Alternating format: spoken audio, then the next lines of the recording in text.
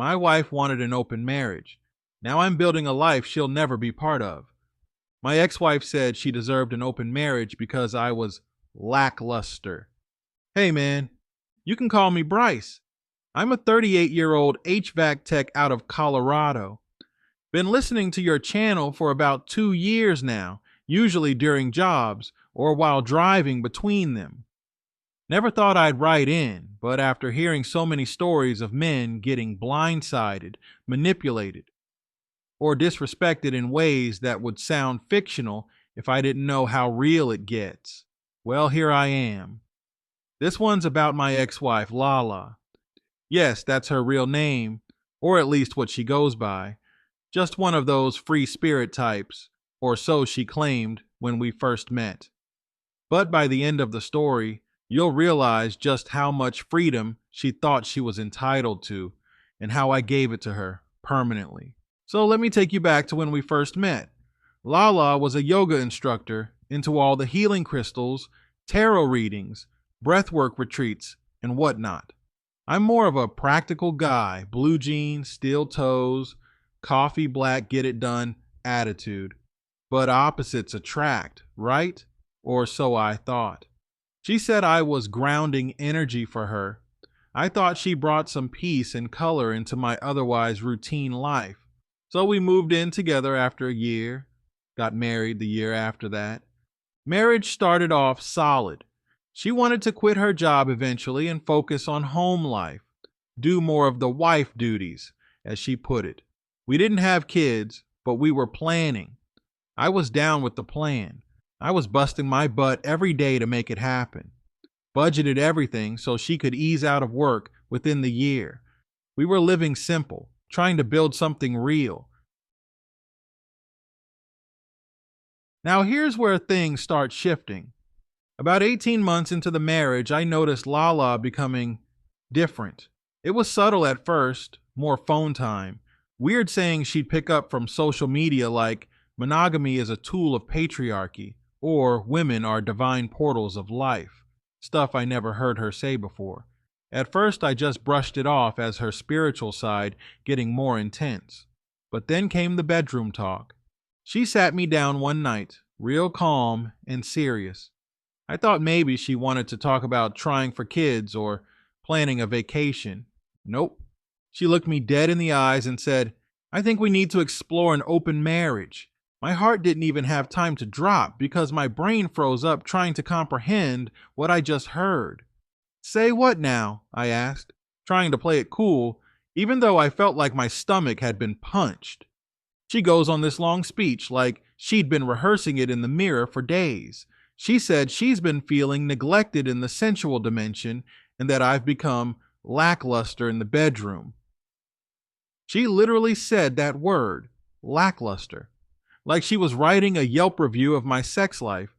She said women are vibrationally more advanced than men, and that sometimes the masculine energy in a long-term relationship gets stagnant. Then she went full-on delusional. I kid you not. She says, Bryce, did you know that once upon a time, women walked the earth alone? Men weren't even here. Women gave life to everything. We don't actually need men. Spiritually, emotionally, even biologically. We can access pleasure on our own and manifest what we desire. I just stared at her. I wasn't even mad yet. I was baffled. It was like watching a TED Talk hosted by someone who escaped a cult. She went on to say that exploring other connections would reignite her feminine fire, and maybe, just maybe, it would make me step my game up, like it was some kind of motivational tool for me to evolve. You know what my reply was? I said, nope, we can get a divorce. You're free to do whatever you want now. That shut her right up. See, what she didn't expect was for me to take her at her word. She thought I'd fight for her.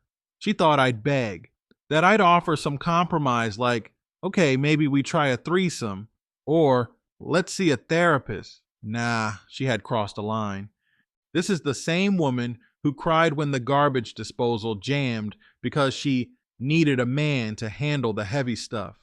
The same woman who would leave me sweet notes about how much she appreciated Me keeping the home running smoothly, keeping her car serviced, fixing leaks, paying bills.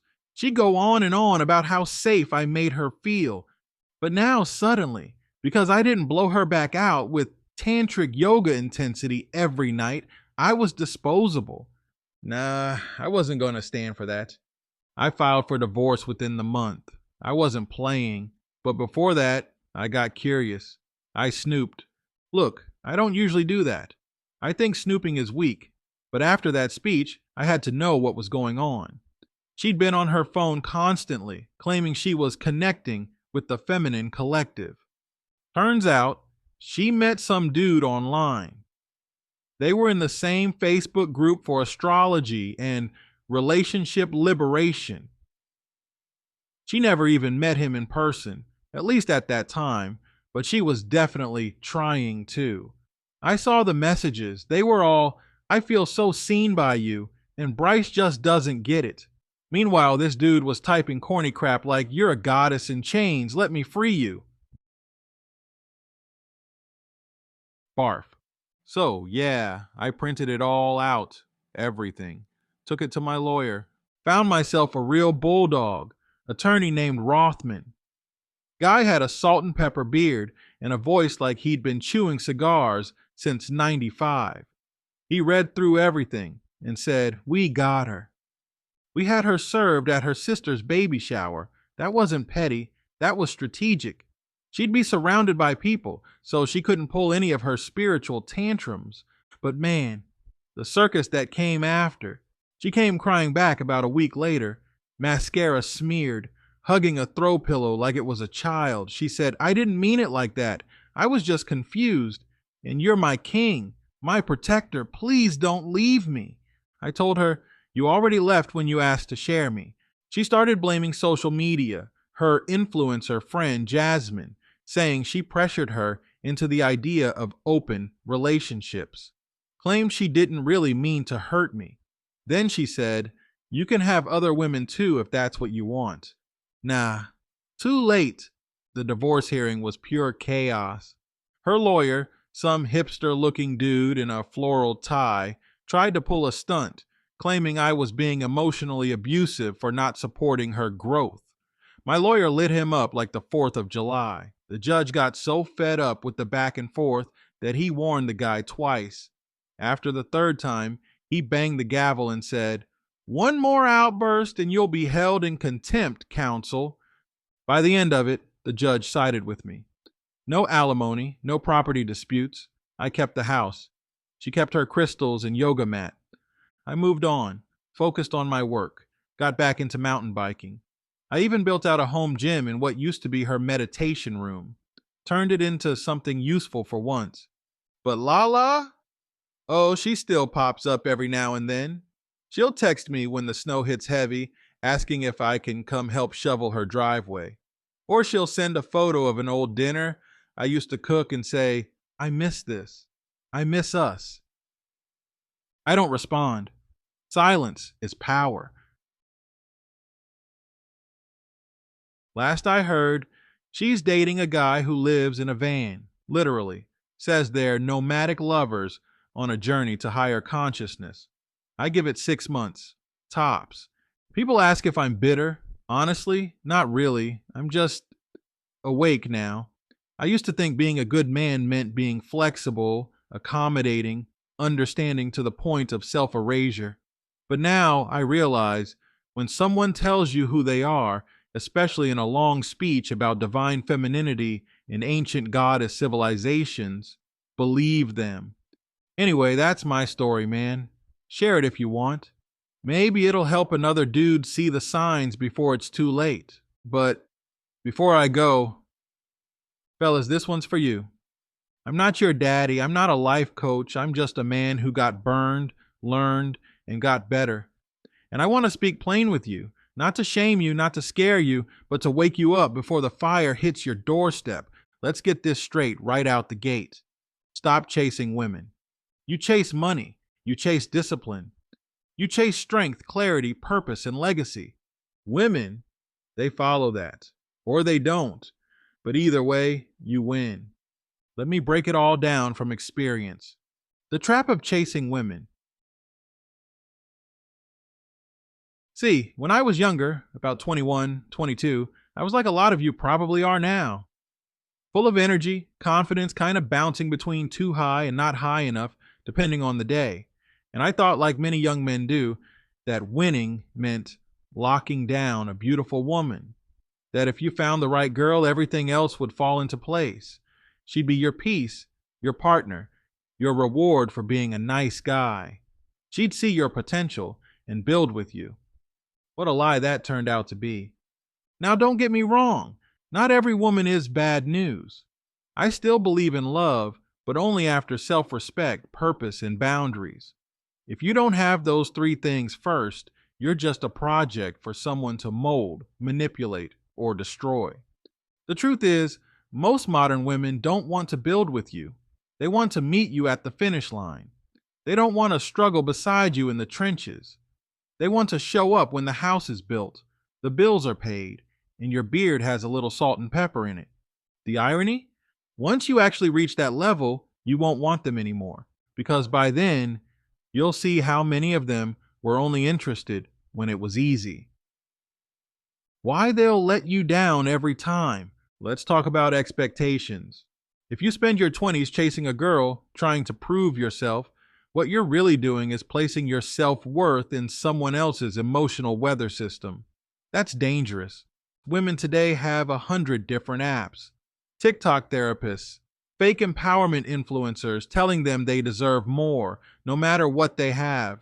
So when you hit a rough patch, or you're focused on grinding instead of texting her every 10 minutes, she's going to start comparing you to fantasy men online who don't even exist. And once that seed of doubt is planted, it doesn't take much to grow. A coworker with better jokes, a trainer at the gym, a stranger in her DMs. Doesn't even matter if you're better than him in every way. The attention is the drug, and she'll take the hit if she's addicted to it. That's how it happens. That's how guys like me, who handled business, paid the bills, showed love, gave time and effort, get blindsided. You didn't fail. You just played the wrong game. So I'll say it again. Stop chasing women. Let them come to you after you've built something worth protecting. And even then, vet them like your life depends on it. Because in many ways, it does. Becoming the best version of you. Now let's pivot. Enough about them. Let's talk about you. I'm 38 now. After my divorce, I had to strip down everything I thought I knew about manhood and rebuild from scratch. I asked myself, what kind of man do I want to be if no woman is watching? That's a powerful question. And here's what I found. 1. You need discipline, not motivation. That comes and goes like the wind. Discipline is what gets you up when no one's watching. It's what makes you brush your teeth, hit the gym, finish the work, and log off social media even when your brain wants to rot. I wake up at 5:30 now, no snooze. I do a 30-minute home workout, hit my cold shower, then journal. Every day, non-negotiable. That's not because I'm trying to impress anyone. It's because I want to be a dangerous man in control of himself. Discipline is freedom. It's armor. It makes you sharp. 2. You need skills, not just a job, skills. Can you fix your car, patch drywall, cook 3 solid meals without a recipe? Negotiate with confidence. Speak clearly and look people in the eye. Every time you learn something new that other men avoid, you widen the gap between you and the average. Me, I've picked up welding. I'm taking a course on small engine repair. Just last month, I fixed a neighbor's generator and made $500 cash over the weekend. You want freedom. Stack skills, not followers. 3.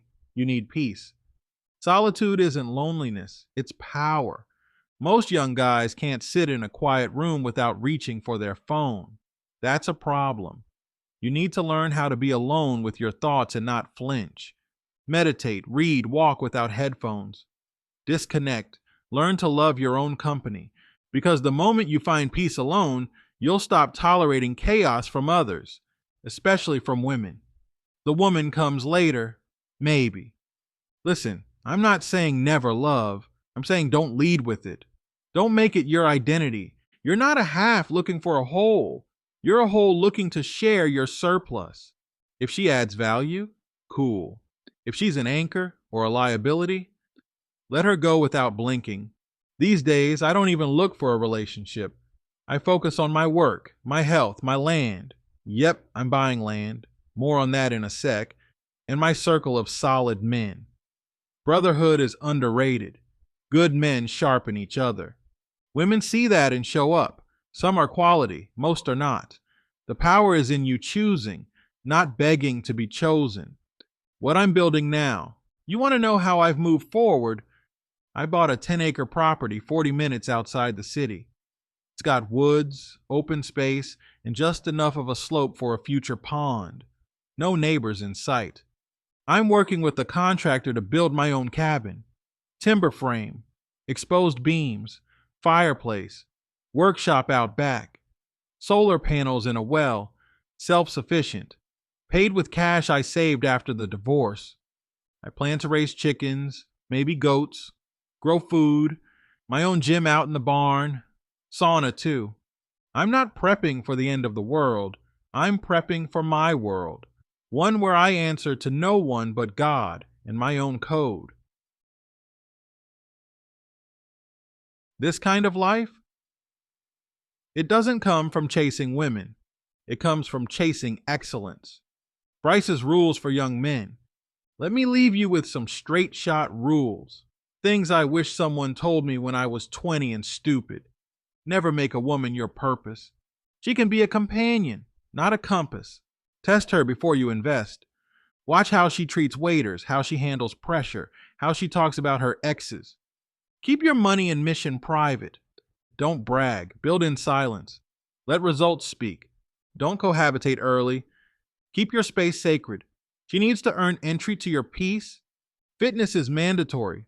Strong body, strong mind, lift heavy, run fast, stretch daily, read books, not just tweets. Read Meditations by Marcus Aurelius. Read The Way of the Superior Man. Learn from dead men who lived well. Control your vices, alcohol, weed, porn, junk food, all comfort traps. Kill them or they'll kill you. Have older mentors. Find a guy 10, 20 years ahead of you. Buy him lunch. Listen. Reject chaos. If her life is drama, you'll be next. Build first, love later. Let your kingdom exist before you invite anyone into it. Look, young blood, I'm not bitter. I'm better. I'm not perfect. I still have scars. Still have nights I replay the betrayal, the stupidity of how blind I was, but I use that pain like fuel. I'm becoming something Lala never deserved. A man with power, peace, and purpose. And you can too. All it takes is a decision. So stop chasing them. They'll circle back when they see what you built. And by then, you'll have the clarity to know if they're worth opening the gate or if they can keep walking. One more thing. I think I should detail Lala's attempts. They always come back. And what you do in those moments will define the kind of man you really are. The comeback attempts. The first time Lala tried to circle back, it was about a month after the divorce was finalized. I was still living in the house we used to share. I had repainted the walls, moved the furniture around, cleared the incense smell out. I was finally starting to feel peace again. She texted me a picture of a candlelit dinner she cooked. No words, just the picture. I didn't reply. 2 hours later, another message. I made your favorite. Lemon butter salmon. I just miss having someone to share it with. I blocked her number. Next thing you know, she's emailing me. That's how you know someone's spiraling, when they go back to AOL level methods of communication. The email said, I made a mistake. I let social media and my friends poison something beautiful. I still feel you everywhere, in this house. I can't sleep at night. That email was followed by a voice note 2 days later. I didn't even know you could attach voice notes to Gmail, but she figured it out. She was crying, saying she's doing the work, seeing a therapist, reconnecting with her femininity, whatever that means, and that maybe we were just ahead of our time. Maybe we rushed things and didn't give each other space to grow. She said, "Bryce, I need a man like you to lead me again. I didn't know how good I had it until it was gone." Let me translate that for the young men listening. The other guy didn't work out. Now I'm trying to crawl back to the comfort and safety I once disrespected. Don't be fooled by the nostalgia, fellas. Regret is not the same as love. She didn't miss me. She missed what I provided. Her delusions didn't die. A few months later, I ran into one of her friends at the grocery store, one of the few who didn't fully co-sign her open marriage nonsense. She told me Lala was going through it and had moved back in with her mother. Apparently, her online relationship with the Facebook healer guy fizzled out after he asked to borrow her car and then ghosted her while recharging in Sedona. I shouldn't laugh, but man, karma is efficient these days. A few weeks after that run-in, I got a handwritten letter in my mailbox. I knew it was from her before I even opened it. The handwriting was still flowy and artsy, but now slanted like she was rushing. The letter was 3 pages long. I won't bore you with all the spiritual mumbo-jumbo, but the core of it was this. You were my sacred mirror, and I shattered the reflection. I understand now what divine masculine protection feels like, because without it, I'm drowning. She ended the letter with this. Would you be open to a coffee? Just to talk? No pressure. I never responded. Because here's the thing. I'm not who I was anymore. The man she's trying to get back doesn't even exist anymore.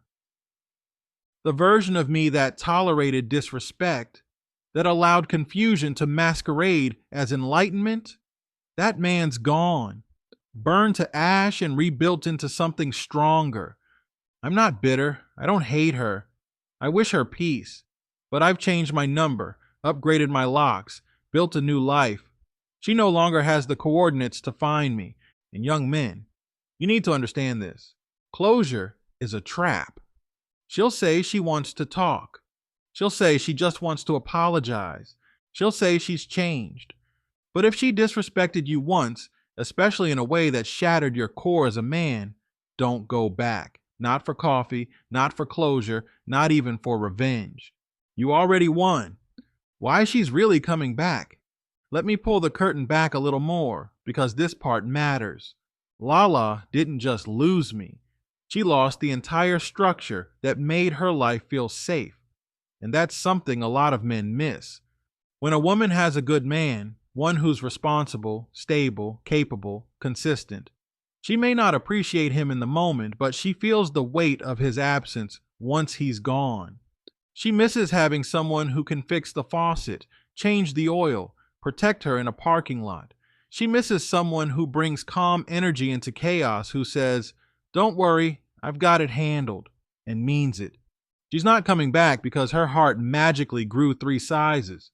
She's coming back because reality hit her harder than I ever did. Message to the young men. Stay the course.